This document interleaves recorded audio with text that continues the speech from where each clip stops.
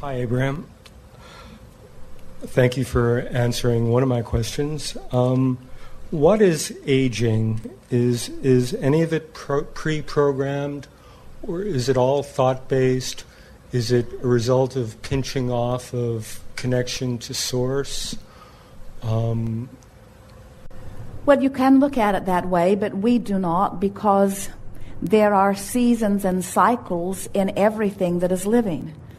In other words, there is nothing that is physically formatted that is, in its current form, eternal. What is eternal is the source energy that flows forth into that which is the physical form. And so everything that is physical is cycling. We have noticed that most of you do not complain about aging when you are moving from birth to about 12. In other words, you are appreciating all of that. Little Laurel, granddaughter of Jerry, came running up to him not long ago. She had heard that he had had a birthday, and she said to him with such glee, because she had just had one too, pronounced it to him with such enthusiasm, "You look older." And she meant it in the most complimentary way. She loves it when people tell her that she looks older than last time they saw her. And she wanted to give him the same compliment. And he took it in exactly the spirit that she offered it, you see. You are always evolving and always changing. And so there is a difference between moving through time, which is what aging is, and maturing, which is what cycling is, and declining, which is what sometimes people are talking about when they're talking about aging. In other words, it is not necessary for you to ever decline. You can continue to thrive no matter what stage of maturation you exist in. And decline is about resistance. Okay, but so I'm not sure what maturing means. Like if you're not changing, if you're evolving. not declining, is that pre-programmed into our cells, or is it Yes, thought-based? you could say it that way. In other words, it was the plan. None of you, none of us, none of anything came forth into the physical environment intending to remain exactly as you are. You cannot stand still. And that process of evolution is expected. It is the physical perspective that puts a negative slant on it. Can you change with thought the way you evolve? Yes, you can. Yes, you can change with thought the way you evolve. So now your question is, so if I change my perspective of this maturation process, could my body do what? Could my body reflect the way, let's say I pick an age, I want to look at a certain age. Yes. And we recommend you all do that and announce it to everyone that that is your age. And practice the feeling of it until you believe it. And your body will succumb to that vibration. Thank you. That's what I thought. There is a difference between, begin again. Remember, when you pick up any subject of any subject is like a stick with two ends on it. So there is what I'm wanting and the absence of it. Right. And so when you approach the subject, you're wanting to find that feeling that Laurel gave to Jerry in her exuberance about her age. In other words, you want to pick something that feels good to you, and we would encourage that you pick something that feels believable to you in the sense that you won't get a lot of flack back from others. Jerry went for an eye examination some years ago, and the nurse wanted to know how old he was, and he sincerely told her he did not know. And she was furious with him. "You should know." And he said, "Perhaps, but I do not." And then he said, "I know what year I was born, if that will help you." And she said, "That would help me a great deal." And then she went off, calculated what that age was, came back and announced it to him. And then she said to him, "You are this many years old." And what she meant was, next time you come back, you better remember. And Jerry said, I have forgotten already. There is no point in aggravating people, really, because there are a lot of people that are very interested in how old everyone is. And it's not an easy thing to withdraw from the process of age when there is so much of the world that is looking at it. But it is our promise to you that when you no longer care about the number of years that you have moved through, and you find not an age, but a lifestyle, not an age, but a state of being, not an age, but a feeling of being, then you can become ageless. And then the next question is, well, then will I live forever? And we say, no, because that was not your intention when you came forth. This is a hard thing for our physical friends to hear from us from time to time. You say, I really not want to age. And we say, everyone is going to move through time as long as you are in this time-space reality. But you can control how you feel while you are moving through.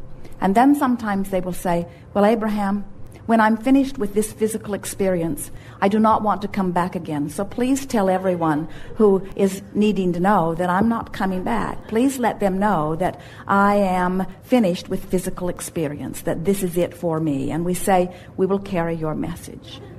But fortunately, those decisions are not made from your disconnected human perspective.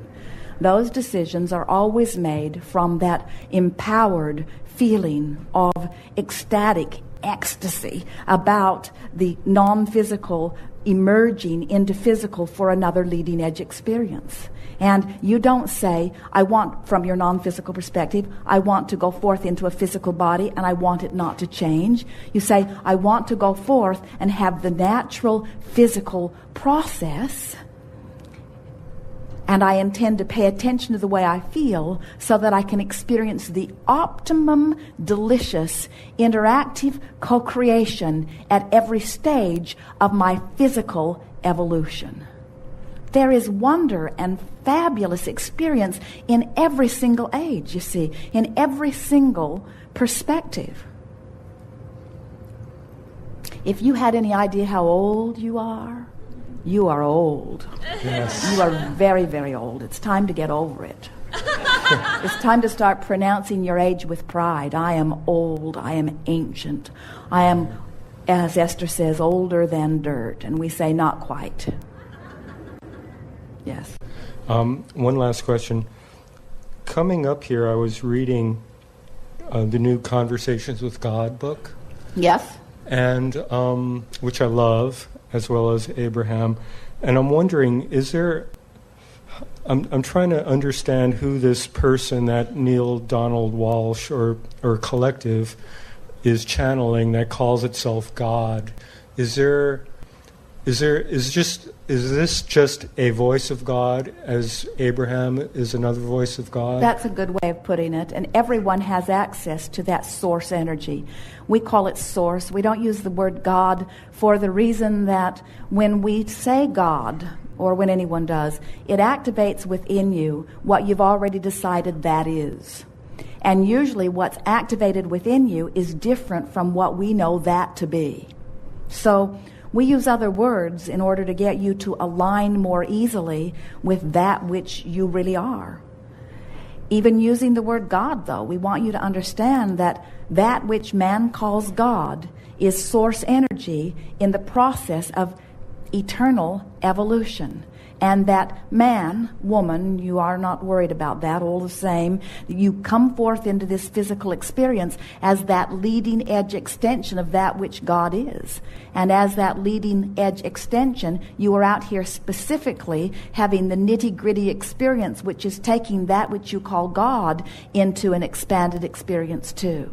The greatest misunderstanding that human has about that which human calls God is that God is somehow separate from everything else and is all finished and complete and perfect. And we say, if that could be, and we promise you that it could not be, that which you call God would have atrophied long ago. In other words, everything must continue to expand. And in this eternal universe, everything does. And everything that you see around you is an extension of one form or another of that which you call God. And you have, no matter who you are, a one-celled amoeba in the ocean or a genius human like yourself, you have full access to that source energy that is God. And you can tap into the resources of that which is God and utilize it in whatever manner you are wanting to. You can utilize it for blood flow. You can utilize it for stamina or energy. You could use it to regenerate your own cells. You could use it to keep yourself feeling vital and alive. You could use it for specific information on some topic that you are pondering. You don't have to justify in any way your utilization of this energy. And every time you specify a desire, that energy that man calls God comes so willingly and so eagerly and so fluidly and so forcefully forward in order to accommodate that ripples in your future experience are laid out before you. It's a sight to see. There is nothing that source energy adores more than a room full or even one human getting excited about something and being willing to ponder it enough with specifics that you launch some energy, because the entire universe, all that we know to be, then rides that current. And that is what life is, this eternal, joyous, ever-expanding life, you see. So that's why we get a little worked up, never angry, but worked up when we see humans who are in some way now wanting to quantify God in some limited way, and even worse, trying to separate themselves, who are the main reason for the expansion of that which is God, from the whole process. In other words, somehow this got all badly turned around as someone tried to convince you that you are separate to begin with, and that you are not up to speed with that which that is, and that which is God is finished, and now you've got to muck around in some uncomfortable way through some sort of sacrifice in order to prove yourselves. We don't blame you for being angry about that angry God. In other words, there's nothing of the kind that is even like that. All of those interpretations, and they were human interpretations of something, came from man's disconnected mind. Yes. Thank you, Abraham. Yes.